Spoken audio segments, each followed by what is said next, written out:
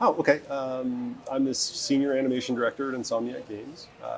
Worked on Spider-Man 2, also did Spider-Man 1, worked on Miles to some extent, and did Sunset Overdrive when I started there 10 years ago. I've been making animation for games and game narrative for about 24 years. And yeah. Okay. I read something about your special skills in performance capturing.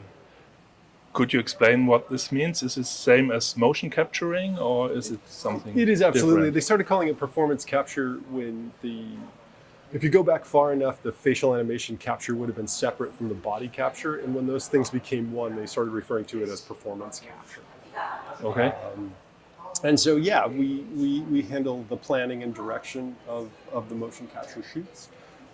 So it starts with, obviously the scripts, and then we would look to art that might exist in the game itself, or sets that might be created. We'll start to plan out how those scenes would take place and what would need to be built on a motion capture shoot.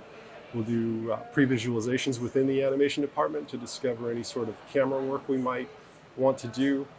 We take those maps, we bring them to the stage on the day. We build out anything that might need to be built and we also do workout stunt choreography that might need to happen. Okay. We'll execute the shoot, and then we take that back, and then we would begin the process of what we call layout, which is where we figure out the editing and cinematography and editing. Okay. And you yourself are involved in the whole process, in the Yes, very much so. I mean, the whole and the acting too.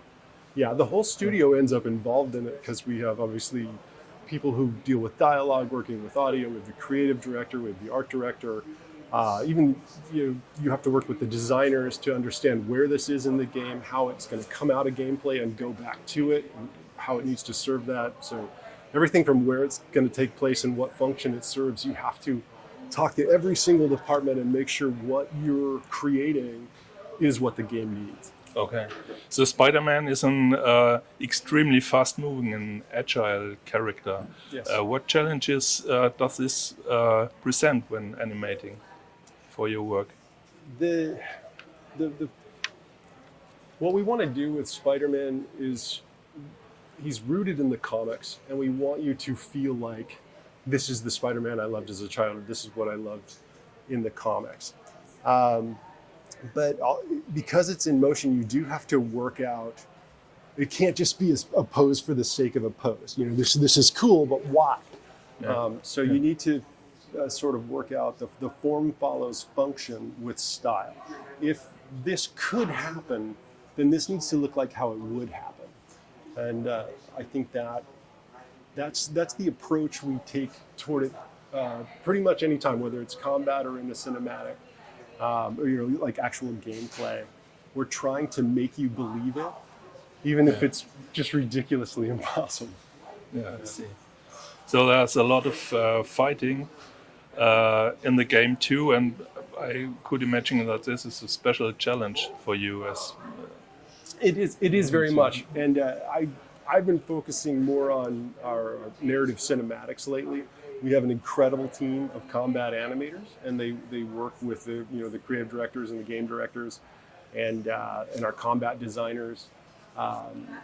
They hand key these beautiful moves that are just incredible to watch with effects and all. They also consult with. We have some of the best stunt people in Los Angeles, and so. Whether it's hand-keyed animation or knowledgeable stunt people who really know different kinds of combat or different kinds of weapons, we'll take pieces and put them together to make something that looks real and is incredible. Okay. Could you point out a little bit how does they differ, the two Spider-Man? Is it just a different suit, or is it different characters? They're definitely different characters. Both heroes have their own arc in this new game, both Spider-Man, and they have similar combat. Like it should feel sort of intuitive to switch from one to the other. In this, you've got Peter's got the symbiote-based attacks, and Miles has the bioelectric-based attacks. So it should be intuitively similar, but they are different. What were the most important changes you made from the first Spider-Man game? I think one of the first ones that people would notice would be wingsuit. Yeah. There are the slotted abilities, but to me, the biggest changes are the scale of it.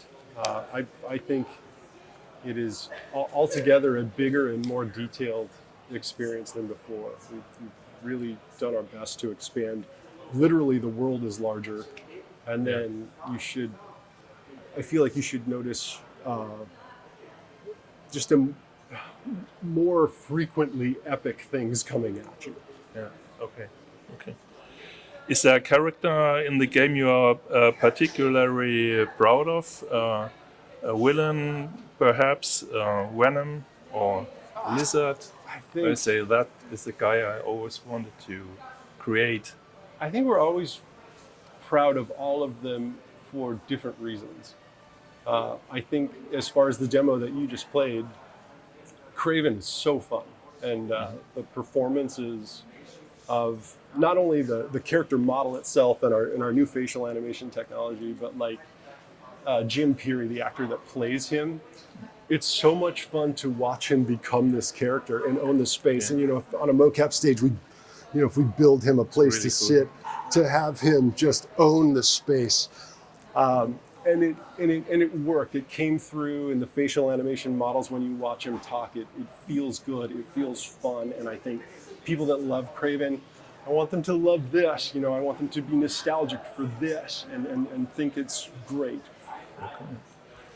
In games like Sunset Overdrive, which you mentioned, you develop characters from the scratch. And here you have to incorporate pre-existing comic book characters. In which way does it differ for you, for your work as animator? We do want people to see the heroes, the comic heroes they love, or even movies, in our characters. And we have our own unique take on them. And we have our own philosophies, like I said, about form follows function with style. We're trying to make people believe this in a very realistically physical way. But yeah, I'm sorry, what was the question? Okay, the question was in which means does it differ, the challenge to make your own characters or to scratch. use I think there's a lot more expectation here, and there's a lot more places we want to hit. Yeah. But even with something that you make, whether it's bespoke or it's something that is precious to people decades past, when you're working on a large project, there's a lot of different departments, and people need different things from the character. The writer's going to need something. The creative director has hopes for what this will be.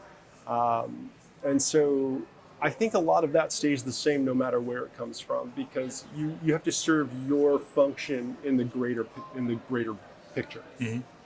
And so which materials did you need, which sources to create the characters, the comic books or movies or everything together? You have special comic artists. I think that would be different depending on who you ask. Okay. Because we have so many people that are empowered to experiment and iterate. We went through a lot of the comics, and I actually made pages and pages of different kinds of pose references. And they could be from movies or from comic books. And we would section those out into things that were related to, is it slinging? Is it combat? Uh-huh. And so we'd all like, are they fighting? Are they slinging? Or are they standing? Or it might even be perches in that set. So there would always be these sort of reference. If I'm going to have him land on something, like, is there a pose in there that's already kind of where I need it to be, or to what it does? So I would say that that 2D reference coming from the comics, or 2D even if it was from a still, started out as the most influential thing. And as it went on and we got more comfortable, we felt more comfortable sort of making up our own things or pushing things into our own ideas.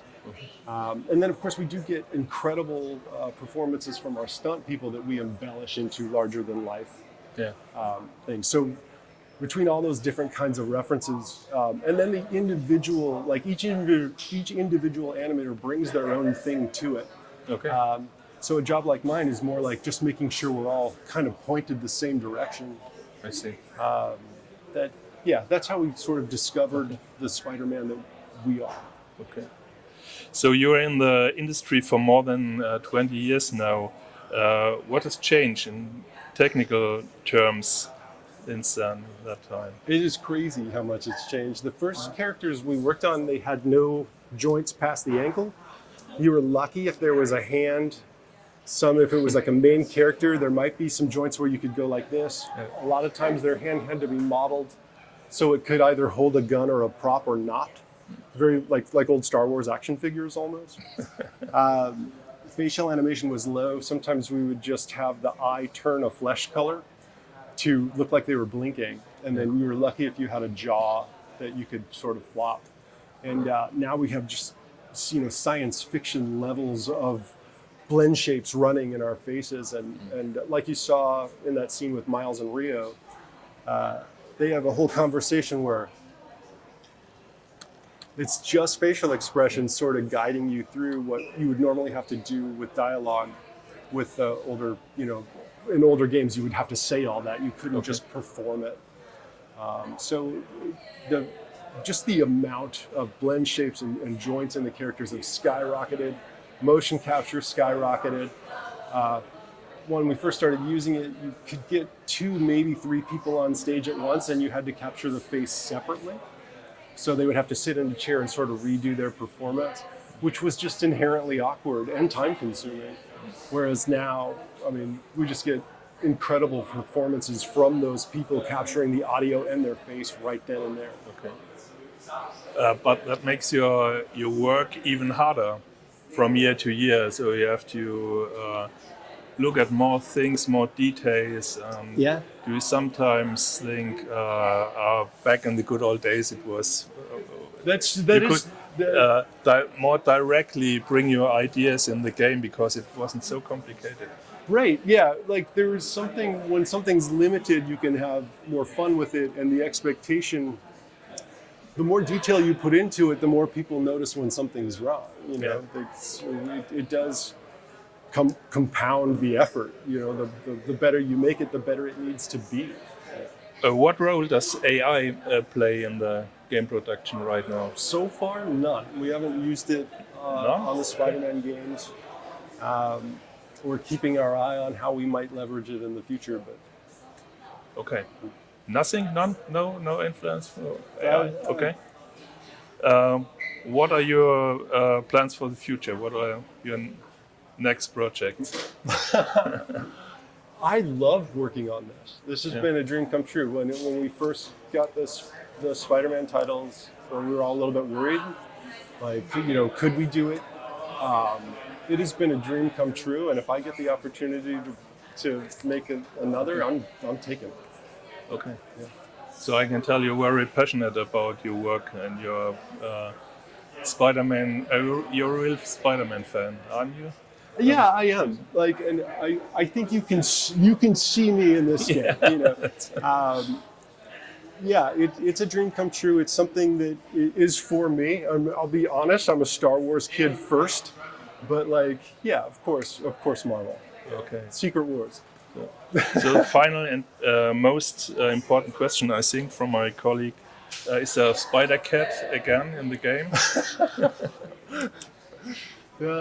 We're going to let you play it and experience it, but it's not a cat-free game. Okay.